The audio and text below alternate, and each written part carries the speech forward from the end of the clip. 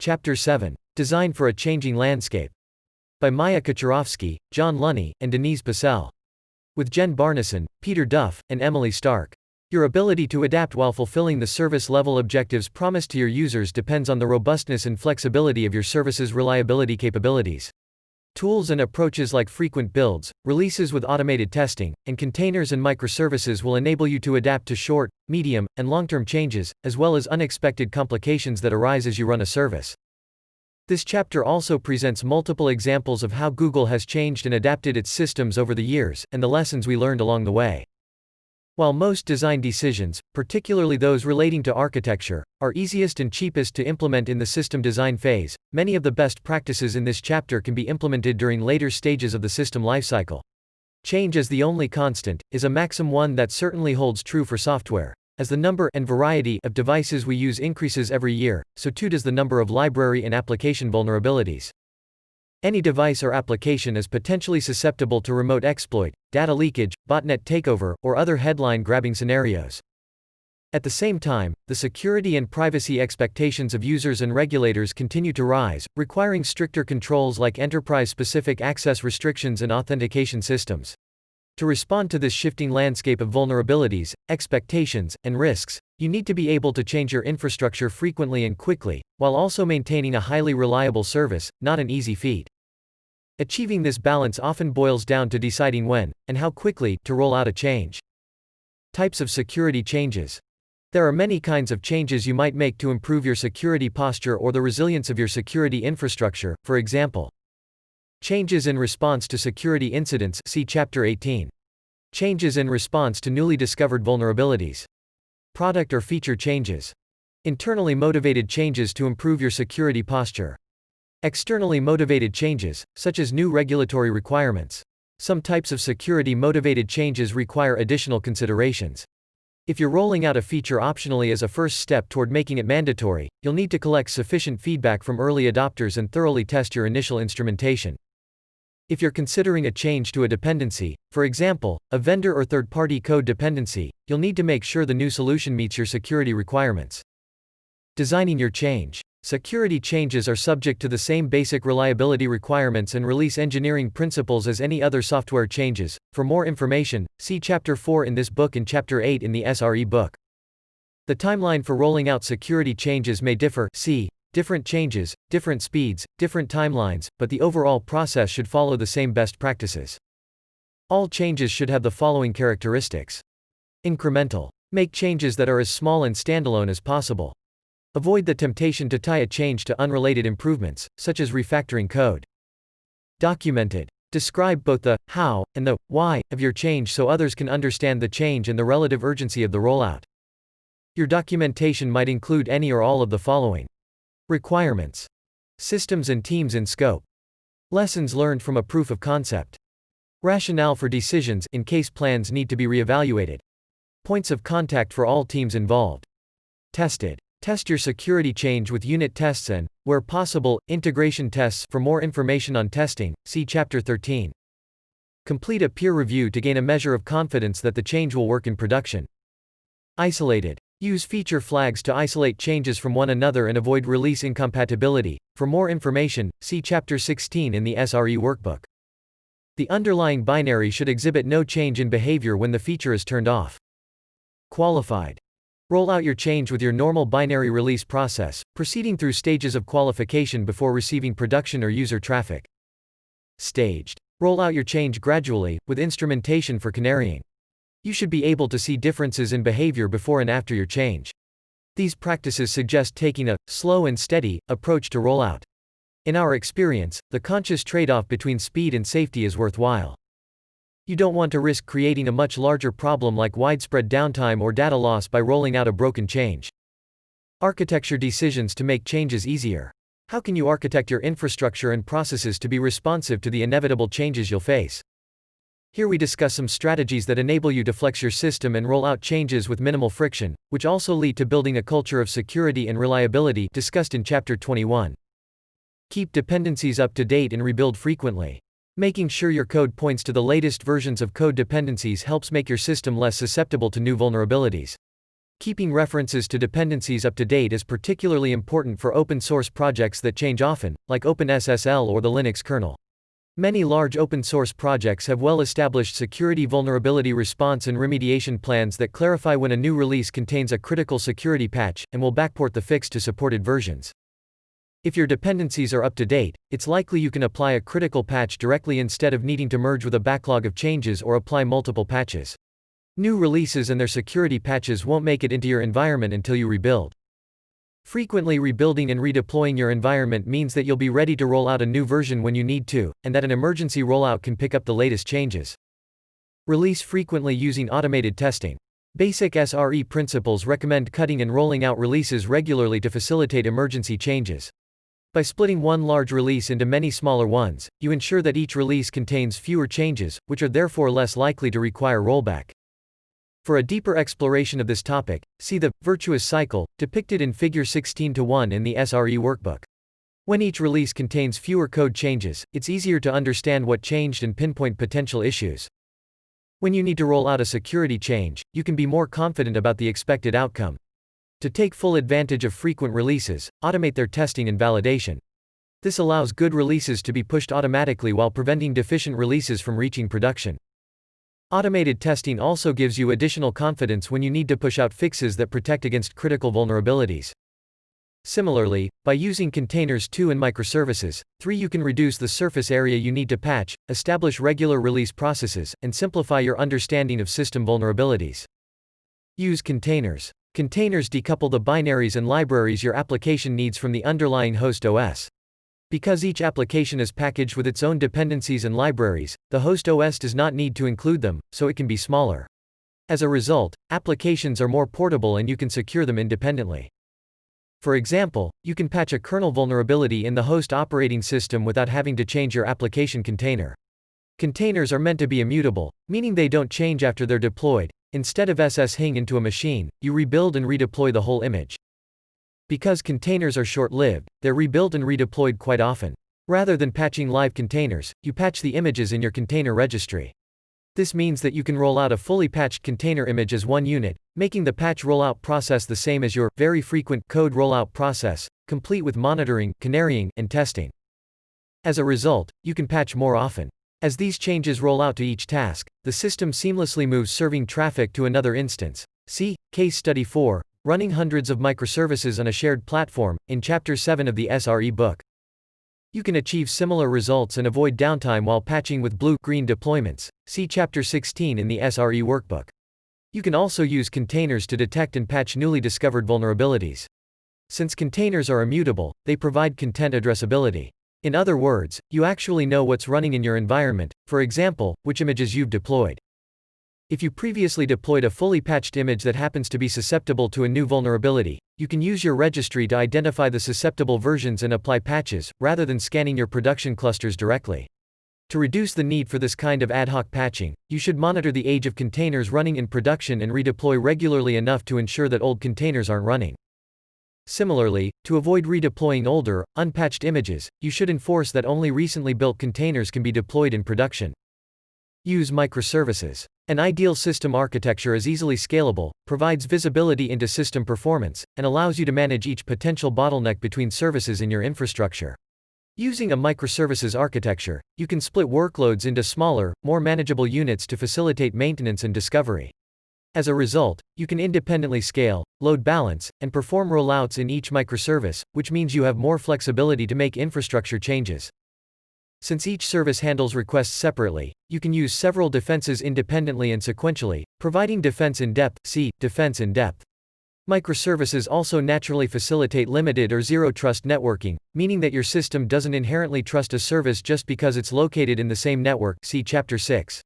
Rather than using a perimeter-based security model with untrusted external versus trusted internal traffic, microservices use a more heterogeneous notion of trust inside the perimeter. Internal traffic may have different levels of trust. Current trends are moving toward an increasingly segmented network. As dependence on a single network perimeter, like a firewall, is removed, the network can be further segmented by services. At the extreme end, a network can implement microservice-level segmentation with no inherent trust between services. A secondary consequence of using microservices is the convergence of security tools, so that some processes, tools, and dependencies can be reused across multiple teams. As your architecture scales, it might make sense to consolidate your efforts to address shared security requirements, for example, by using common cryptographic libraries or common monitoring and alerting infrastructure. That way, you can split critical security services into separate microservices that are updated and managed by a small number of responsible parties. It's important to note that achieving the security advantages of microservices architectures requires restraint to ensure that the services are as simple as possible while still maintaining the desired security properties.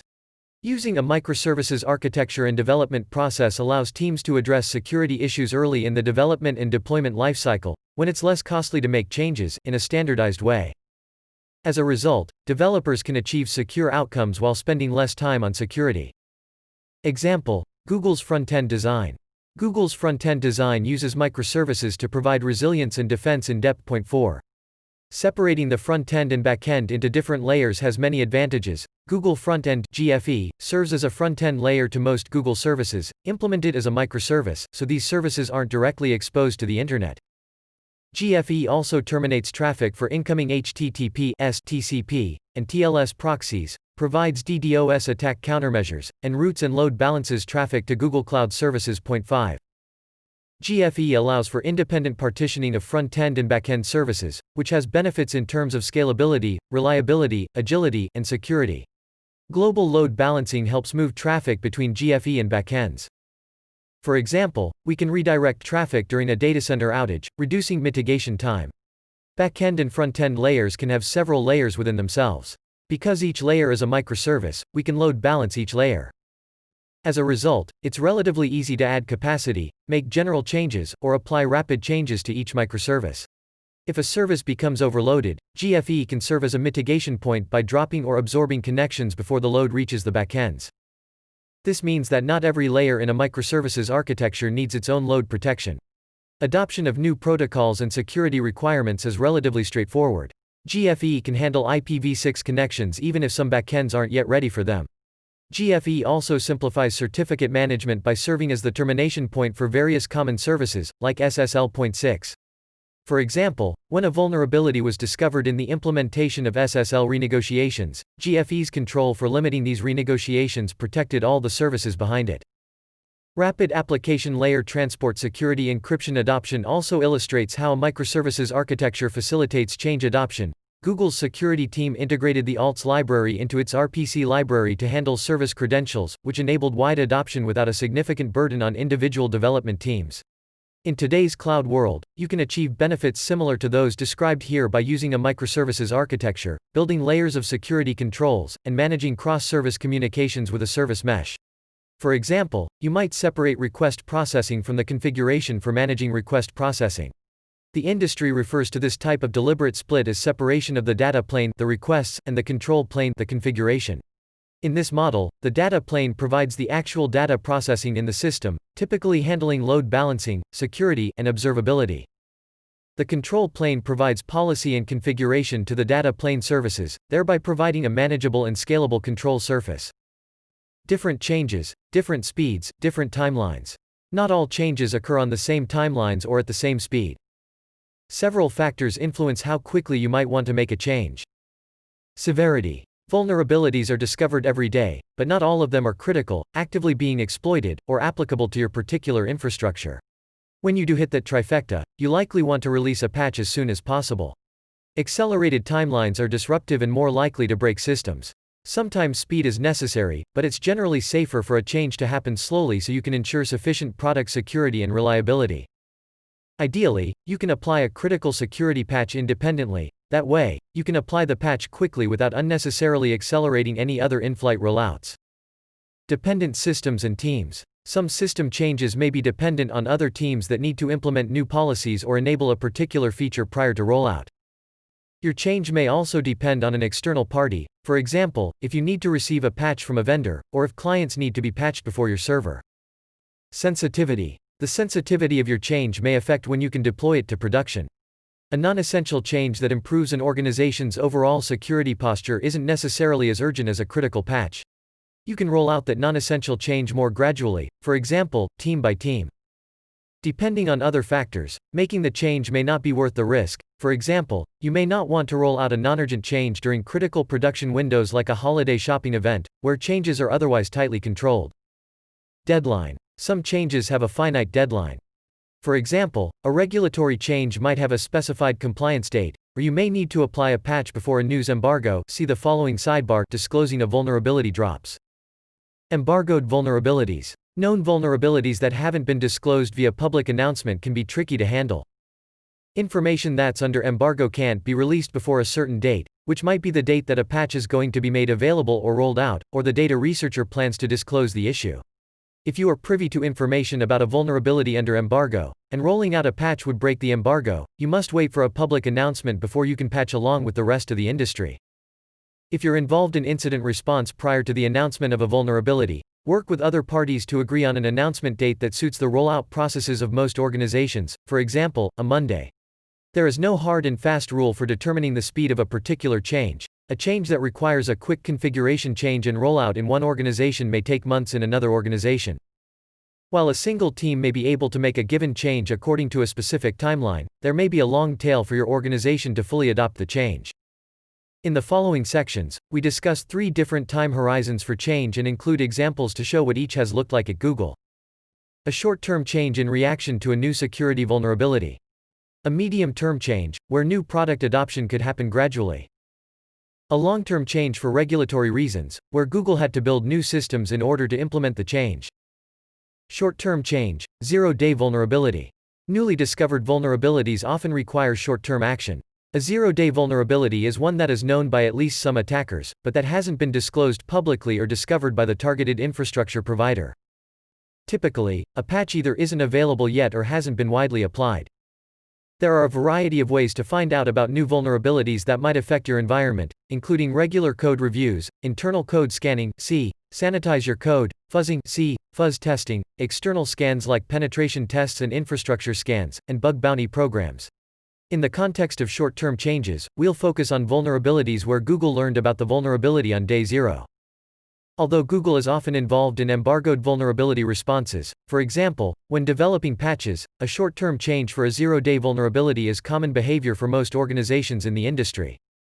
Note: although zero-day vulnerabilities get a lot of attention, both externally and within the organization, they're not necessarily the vulnerabilities that are most exploited by attackers. Before you tackle a same-day zero-day vulnerability response, make sure you're patched for the top hits to cover critical vulnerabilities from recent years. When you discover a new vulnerability, triage it to determine its severity and impact. For example, a vulnerability that allows remote code execution may be considered critical. But the impact to your organization might be very difficult to determine. Which systems use this particular binary? Is the affected version deployed in production? Where possible, you'll also want to establish ongoing monitoring and alerting to determine if the vulnerability is being actively exploited. To take action, you need to obtain a patch, a new version of the affected package or library with a fix applied. Begin by verifying that the patch actually addresses the vulnerability. It can be useful to do this using a working exploit. However, be aware that even if you can't trigger the vulnerability with the exploit, your system might still be vulnerable. Recall that the absence of evidence is not evidence of absence. For example, the patch you've applied might address only one possible exploit of a larger class of vulnerabilities. Once you've verified your patch, roll it out, ideally in a test environment. Even on an accelerated timeline, a patch should be rolled out gradually like any other production change, using the same testing, canarying, and other tools, on the order of hours or days. 7. A gradual rollout allows you to catch potential issues early, as the patch may have an unexpected effect in your applications. For example, an application using an API you were unaware of may impact performance characteristics or cause other errors. Sometimes you can't directly fix the vulnerability. In this case, the best course of action is to mitigate the risk by limiting or otherwise restricting access to the vulnerable components. This mitigation may be temporary until a patch is available, or permanent if you can't apply the patch to your system, for example, because of performance requirements. If suitable mitigations are already in place to secure your environment, you may not even need to take any further action. For more details on incident response, see Chapter 17. Example: Shellshock. On the morning of September 24, 2014, Google Security learned about a publicly disclosed, remotely exploitable vulnerability in Bash that trivially allowed code execution on affected systems. The vulnerability disclosure was quickly followed by exploits in the wild, starting the same day. The original report had some muddled technical details and didn't clearly address the status of the embargo on discussing the issue. This report, in addition to the rapid discovery of several similar vulnerabilities, caused confusion about the nature and exploitability of the attack. Google's incident response team initiated its Black Swan protocol to address an exceptional vulnerability and coordinated a large-scale response to do the following. 8. Identify the systems in scope and the relative risk level for each. Communicate internally to all teams that were potentially affected. Patch all vulnerable systems as quickly as possible. Communicate our actions, including remediation plans, externally to partners and customers. We were not aware of the issue before public disclosure, so we treated it as a zero-day vulnerability that necessitated emergency mitigation. In this case, a patched version of Bash was already available. The team assessed the risk to different systems and acted accordingly. We deemed a huge number of Google production servers to be low risk. These servers were easy to patch with an automated rollout. Once servers passed sufficient validation and testing, we patched them much faster than usual, rather than in long phases. We deemed a large number of Googler workstations to be higher risk. Fortunately, these workstations were easy to patch quickly. A small number of non-standard servers and inherited infrastructure were deemed high risk and needed manual intervention. We sent notifications to each team detailing the follow-up actions they were required to take, which allowed us to scale the effort to multiple teams and easily track progress. In parallel, the team developed software to detect vulnerable systems within Google's network perimeter. We used this software to complete the remaining patchwork needed, and added this functionality to Google's standard security monitoring. What we did and didn't do well during this response effort offers a number of lessons for other teams and organizations. Standardize software distribution to the greatest extent possible, so that patching is the easy and simple choice for remediation. This also requires service owners to understand and accept the risk of choosing a non-standard, non-supported distribution. A service owner should be responsible for maintaining and patching an alternative option. Use public distribution standards. Ideally, the patch you need to roll out will already be in the right format. That way, your team can start validating and testing the patch quickly, rather than needing to rework the patch to address your specific environment. Ensure that you can accelerate your mechanism to push changes for emergency changes like zero-day vulnerabilities. This mechanism should allow for faster than usual validation before full rollout to the affected systems.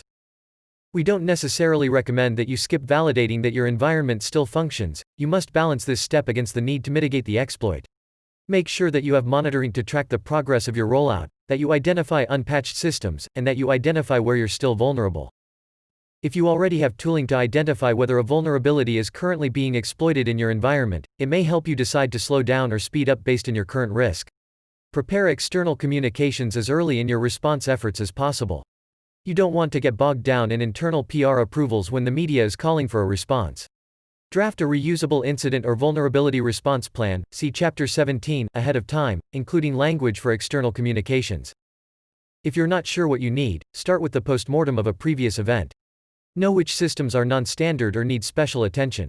By keeping track of outliers, you'll know which systems might need proactive notifications and patching assistance. If you standardize software distribution per our advice in Bullet 1, outliers should be limited. Medium-term change, improvement to security posture. Security teams often implement changes to improve an environment's overall security posture and reduce risk. These proactive changes are driven by internal and external requirements and deadlines, and rarely need to be rolled out suddenly. When planning for changes to your security posture, you need to figure out which teams and systems are affected and determine the best place to start. Following the SRE principles outlined in Designing Your Change, put together an action plan for gradual rollout. Each phase should include success criteria that must be met before moving to the next phase. Systems or teams affected by security changes can't necessarily be represented as a percentage of a rollout. You can instead phase a rollout according to who is affected and what changes should be made. In terms of who is affected, roll out your change group by group, where a group might be a development team, system, or set of end users. For example, you might begin by rolling out a change for device policies to users who are frequently on the road, like your sales team. Doing so allows you to quickly test the most common cases and obtain real-world feedback. There are two competing philosophies when it comes to rollout populations. Start with the easiest use case, where you'll get the most traction and prove value. Start with the hardest use case, where you'll find the most bugs and edge cases. When you're still seeking buy-in from the organization, it makes sense to start with the easiest use case. If you have leadership support and investment up front, it's more valuable to find implementation bugs and pain points early on. In addition to organizational concerns, you should consider which strategy will lead to the greatest risk reduction, both in the short and the long term. In all cases, a successful proof of concept helps determine how to best move forward. The team making the change should also have to live through it, eating their own dog food, so that they understand the user experience. You might also be able to roll out the change itself incrementally. For example, you may be able to implement progressively more stringent requirements, or the change could initially be opt-in, rather than mandatory. Where possible, you should also consider rolling out a change as a dry run in an alerting or auditing mode before switching to an enforcement mode. That way, users can experience how they'll be affected before the change is mandatory. This allows you to find users or systems that you've improperly identified as in scope, as well as users or systems for whom achieving compliance will be particularly difficult. Example: strong second-factor authentication using FIDO security keys. Phishing is a significant security concern at Google. Although we have widely implemented second-factor authentication using one-time passwords, OTPs are still susceptible to interception as part of a phishing attack. We assume that even the most sophisticated users are well-intentioned and well-prepared to deal with phishing, but still susceptible to account takeovers due to confusing user interfaces or user error. To address this risk, starting in 2011, we investigated and tested several stronger two-factor authentication (2FA) methods. 9. We eventually chose Universal Two-Factor (U2F) hardware security tokens because of their security and usability properties. Implementing security keys for Google's large and globally distributed employee population required building custom integrations and coordinating on mass enrollment. Evaluating potential solutions and our final choice was part of the change process itself. Up front, we defined security, privacy, and usability requirements. We then validated potential solutions with users to understand what was changing, get real-world feedback, and measure the impact of the change on day-to-day workflows. In addition to security and privacy requirements, the potential solution had to meet usability requirements to facilitate seamless adoption, also critical for building a culture of security and reliability. See Chapter 21. 2FA needed to be easy, fast and brainless, enough to make using it incorrectly or insecurely difficult. This requirement was particularly critical for SREs. In case of outages, 2FA couldn't slow down response processes. Additionally, internal developers needed to be able to easily integrate the 2FA solution into their websites through simple APIs. In terms of ideal usability requirements, we wanted an efficient solution that scaled for users across multiple accounts and didn't entail additional hardware, and that was physically effortless, easy to learn, and easy to recover if lost. After evaluating several options, we co-designed FIDO security keys. Though these keys did not meet all of our ideal requirements, in initial pilots security keys decreased the total authentication time and had a negligible authentication failure rate. Once we had a solution, we had to roll out security keys to all users and deprecate OTP support across Google. We began rolling out the security keys in 2013. To ensure wide adoption, enrollment was self-service. Initially, many users opted into security keys voluntarily because the keys were simpler to use than the existing OTP tools. They didn't have to type in a code from their phone or use a physical OTP device. Users were given nano security keys that could stay in the USB drives of their laptops. To obtain a security key, a user could go to any tech stop location in any office. 10. Distributing the devices to global offices was complicated, requiring legal teams for export compliance and customs import requirements. Users enrolled their security keys via a self-service registration website. Tech stops provided assistance for the very first adopters and people who needed additional help. Users needed to use the existing OTP system the first time they authenticated, so keys were trusted on first use. Tofu. Users could enroll multiple security keys so they wouldn't need to worry about losing their key. This approach increased the overall cost, but was strongly aligned with our goal of not making the user carry additional hardware. The team did encounter some issues, like out-of-date firmware, during rollout. When possible, we approached these issues in a self-service manner, for example, by allowing users to update security key firmware themselves. Making security keys accessible to users was only half the problem, though. Systems using OTPs also needed to convert to using security keys. In 2013, many applications did not natively support this recently developed technology. The team first focused on supporting applications used daily by Googlers, like internal code review tools and dashboards. Where security keys were not supported, for example, in the case of some hardware device certificate management and third-party web applications, Google worked directly with the vendor to request and add support. We then had to deal with the long tail of applications. Since all OTPs were centrally generated, we could figure out which application to target next by tracking the clients making OTP requests. In 2015, the team focused on completing the rollout and deprecating the OTP service. We sent users reminders when they used an OTP instead of a security key, and eventually blocked access via OTP. Though we had dealt with most of the long tail of OTP application needs, there were still a few exceptions, such as mobile device setup. For these cases, we created a web-based OTP generator for exceptional circumstances.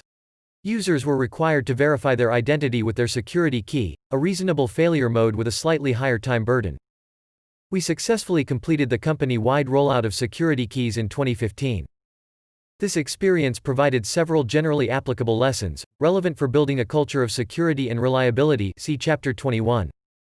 Make sure the solution you choose works for all users.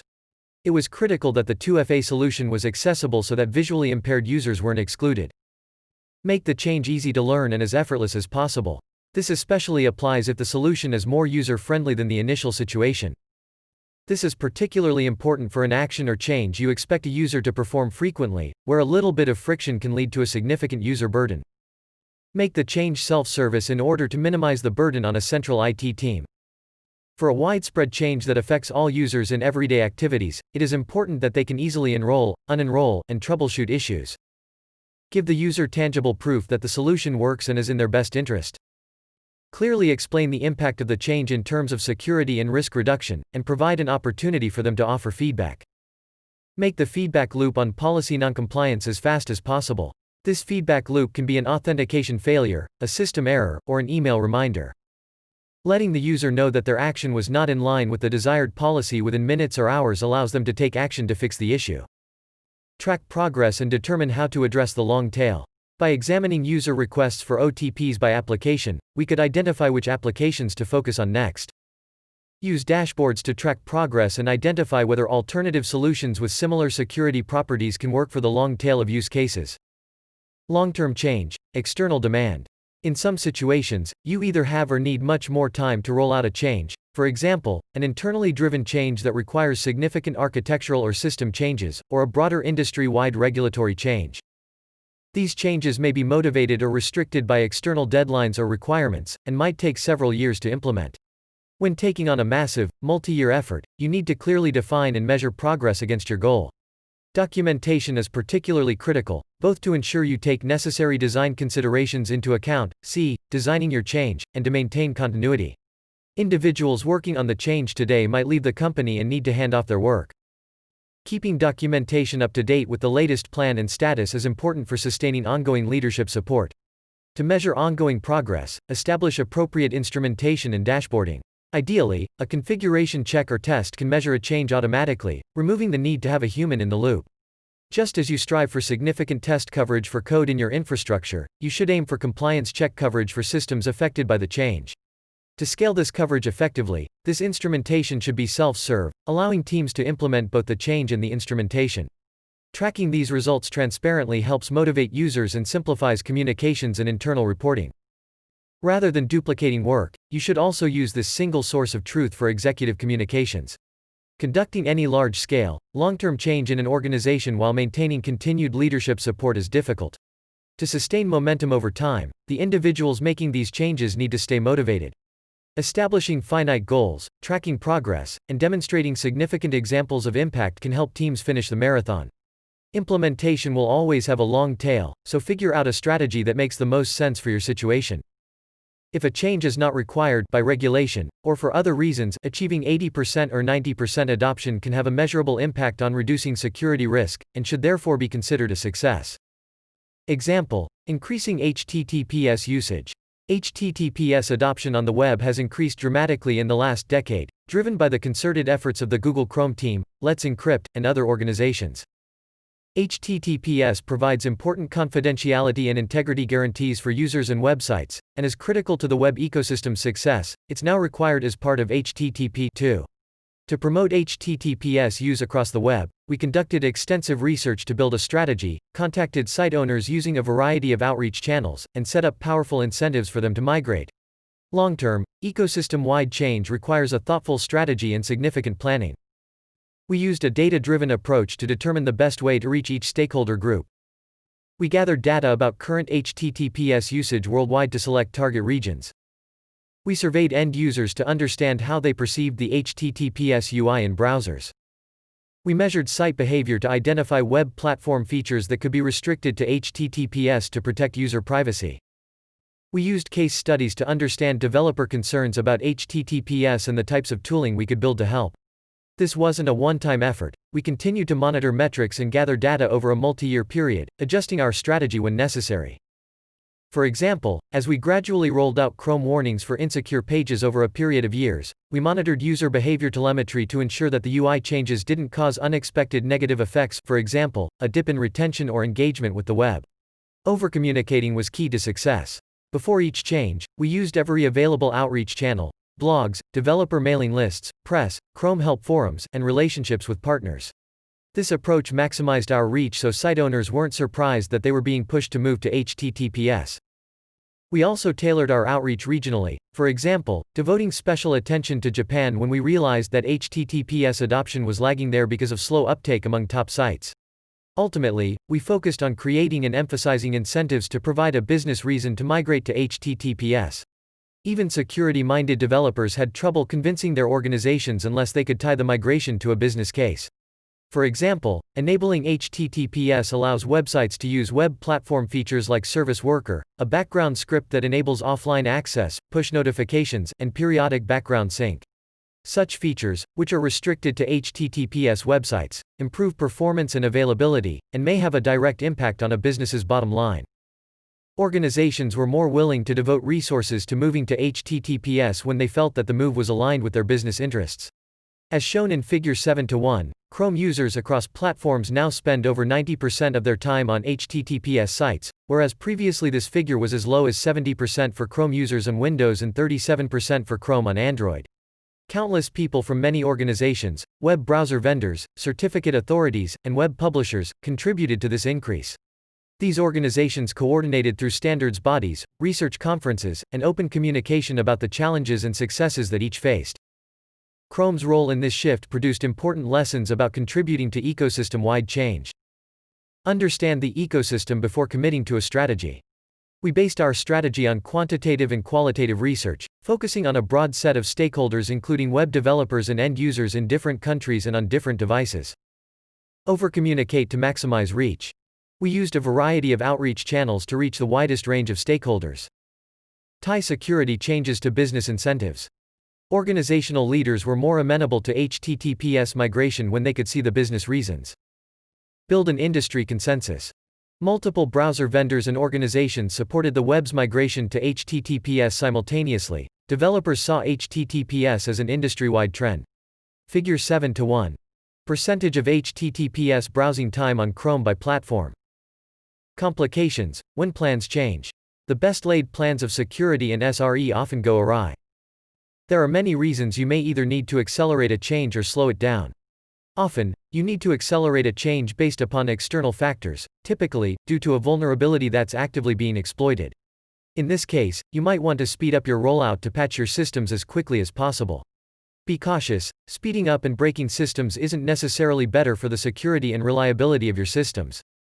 Consider whether you can change the order of rollouts to cover certain higher-risk systems sooner, or otherwise remove attackers' access by rate-limiting operations or taking a particularly critical system offline. You may also decide to slow down a change. This approach is usually due to an issue with a patch, such as a higher-than-expected error rate or other rollout failures. If slowing down a change doesn't address the issue, or you can't roll out fully without negatively impacting your system or users, then rolling back, debugging the issue, and rolling out again is a painful but cautious approach. You may also be able to slow down a change based on updated business requirements, for example, changes to internal deadlines or delays in industry standards. What do you mean? TLS 1.0 is still in use. In the best-case scenario, your plans change before you start implementing them. In response, you just need to create new plans. Here are some potential reasons to change your plans, and corresponding tactics for doing so. You might need to delay a change based on external factors.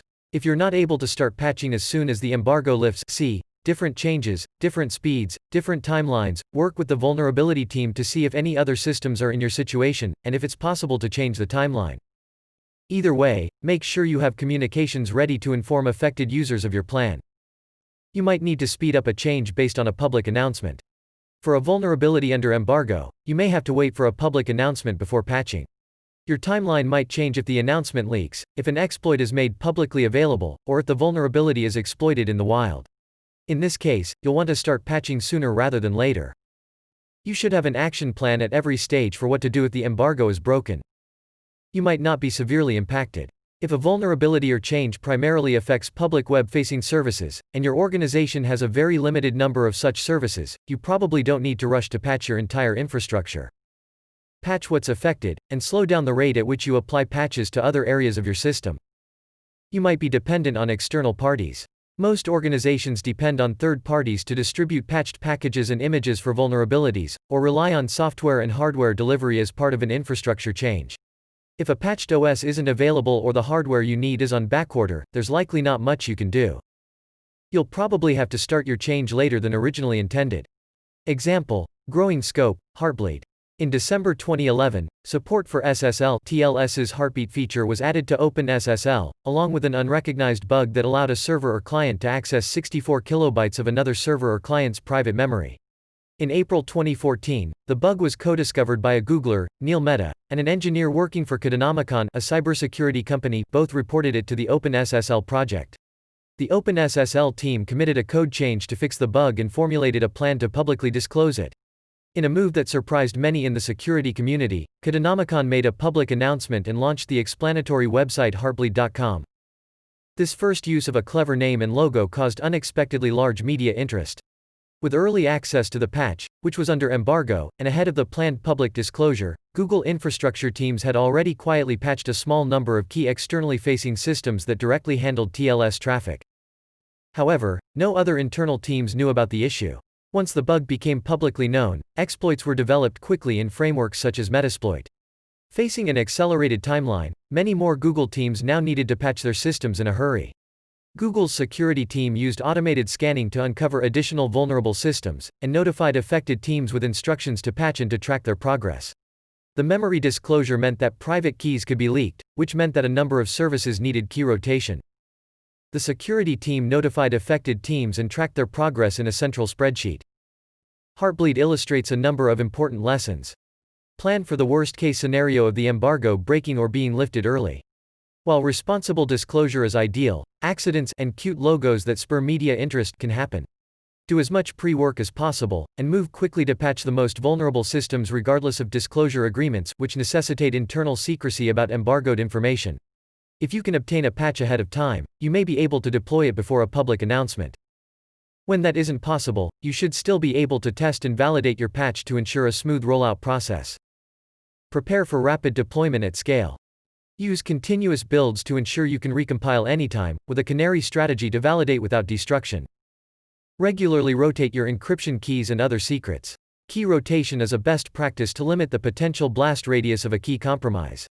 Practice this operation regularly and confirm that your systems still work as intended. See Chapter 9 in the SRE workbook for details. By doing so, you ensure that swapping out any compromised keys won't be a Herculean effort. Make sure you have a communication channel to your end users, both internal and external. When a change fails or causes unexpected behavior, you need to be able to provide updates quickly. Conclusion. Distinguishing between different kinds of security changes is critically important so that affected teams know what's expected of them and how much support you can offer. Next time you're tasked with making a security change in your infrastructure, take a deep breath and create a plan. Start small or find volunteers willing to test the change. Have a feedback loop to understand what's not working for users, and make the change self-service. If plans change, don't panic, just don't be surprised, either. Design strategies such as frequent rollouts, containerization, and microservices make both proactive improvements and emergency mitigation easier, while a layered approach makes for few and well-managed external surface areas. Thoughtful design and ongoing documentation, both with an eye toward change, keep your system healthy, make your team's workload more manageable, and, as you'll see in the next chapter, lead to greater resilience. 1 widely attributed to Heraclitus of Ephesus. 2 For more information on containers, see the blog post, Exploring Container Security, by Dan Lorink and Maya Kaczorowski. See also Burns, Brendan et al., 2016. Borg, Omega, and Kubernetes, Lessons Learned from 3 Container Management Systems over a Decade. ACM Q14 1. 3. For more information on microservices, see Case Study 4, Running Hundreds of Microservices on a Shared Platform, in Chapter 7 of the SRE book. 4. See Chapter 2 in the SRE book. 5. See the Encryption in Transit in Google Cloud white paper for more information. 6. IBID. 7. See the discussion of gradual and staged rollouts in Chapter 27 of the SRE book. 8. See also the YouTube video of the panel discussion about this event. 9. See Lang, Wan et al. 2016. Security Keys, Practical Cryptographic Second Factors for the Modern Web. Proceedings of the 2016 International Conference on Financial Cryptography and Data Security, 422-440.